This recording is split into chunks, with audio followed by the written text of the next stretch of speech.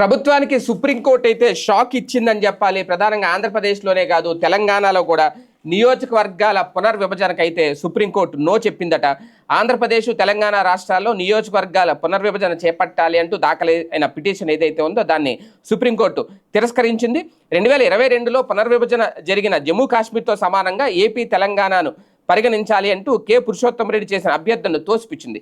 దీనిపై కేంద్ర ప్రభుత్వానికి ఆదేశాలు జారీ చేయడం సాధ్యం కాదు అని స్పష్టం చేసింది. రాజ్యాంగంలోని 7వ షెడ్యూల్ 3వ అధ్యాయం కిందకు జమ్మూ కాశ్మీర్ రాదు అని, ఆ రాష్ట్రంతో తెలంగాణ, ఆంధ్రప్రదేశ్ని పోల్చలేము అంటూ న్యాయమూర్తులు justice Suryakant, justice N Koteshwar Singh అభిప్రాయపడ్డారు.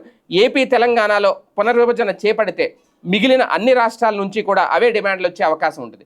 2014 ఏపీ పునర్విభజన చట్టంలోని సెక్షన్ 26 ప్రకారం ఏపీ, తెలంగాణలో అసెంబ్లీ సీట్లను పెంచాలని పిటిషనర్ కోర్టు తలుపు తట్టారు. అయితే రాజ్యాంగంలోని 170వ అధికరణకు లోబడి పునర్విభజన చట్టంలోని సెక్షన్ 26ను అమలు చేస్తామని చెప్పిన విషయాన్ని సర్వోన్నత న్యాయస్థానం గుర్తు చేసింది. 2026 తర్వాత చేపట్టే తొలి జనగణన జరిగేంత వరకు అసెంబ్లీలో సీట్ల సర్దుబాటు చేయాల్సిన అవసరం లేదు అనేది 170/3 స్పష్టం చేస్తుందని పేర్కొంది.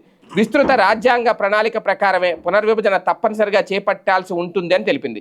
కేంద్రపాలిత ప్రాంతమైన జమ్మూ కాశ్మీర్కు ఆర్టికల్ 170 వర్తించదని, 239A వర్తిస్తుందని వివరించింది. ఈ రాష్ట్రానికి సంబంధించి పార్లమెంట్ చట్టాలు చేయాల్సిన అవసరం ఉందని గుర్తు చేసింది. ఏపీ, తెలంగాణలో పునర్విభజన చట్టానికి అనుగుణంగా నియోజకవర్గాల సంఖ్యను పెంచాలి అన్న అభ్యర్థన న్యాయసమ్మతమే అయినా రాజ్యాంగ ప్రణాళికకు అనుగుణంగానే ఈ విభజన జరగాల్సి ఉంటుంది అనేది కేంద్ర ప్రభుత్వ వాదనతో సుప్రీంకోర్టు ఏకీభవించింది. రాజ్యాంగ సూత్రాలకు భిన్నంగా విభజన చట్టాన్ని పరిగణించలేము అనేది అయితే స్పష్టం చేసింది. అంటే మరి ఇక్కడ రాజ్యాంగం ప్రకారం రేపు జనగణన అయిపోయిన తర్వాత కేంద్ర ప్రభుత్వం తీసుకునే నిర్ణయం, కేంద్ర ప్రభుత్వం చేసే చట్టాల ఆధారంగా పునర్విభజన అయితే జరుగుద్ది అనేది.